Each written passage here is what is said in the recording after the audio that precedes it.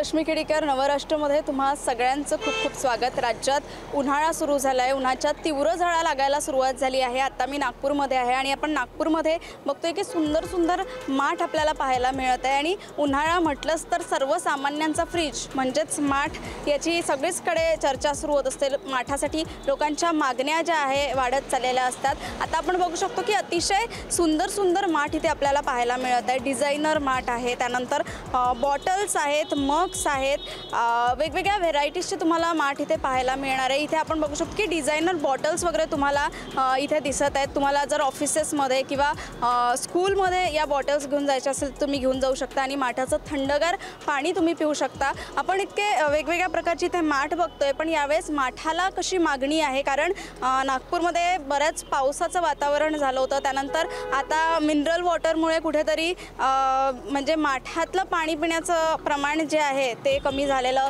आहे की नाही, किंवा याच्यामुळे कुंभार व्यावसायिकांना काय फटका बसतोय जाणून घेऊयात।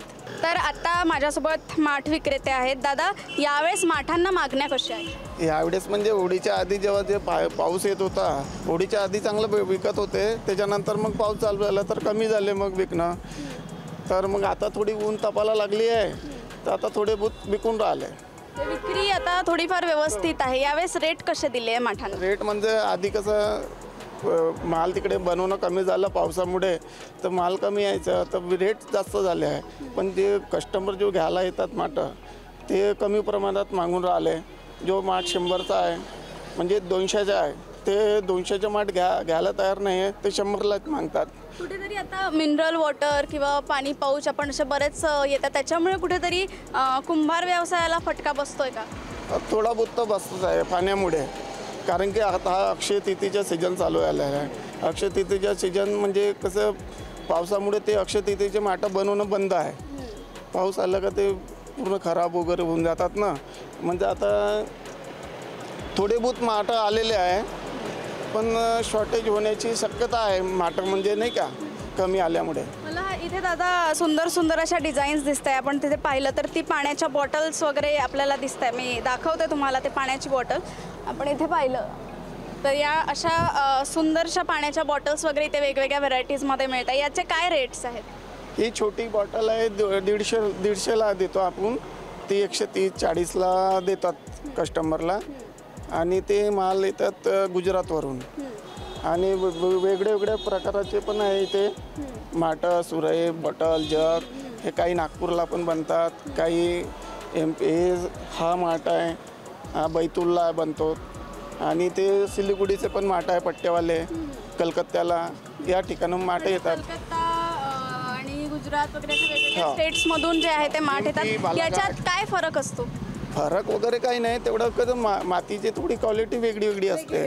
हां, आणि सुंदर दिसतात ते कलरवाले माठात, तर लोक घेतात आवडीने।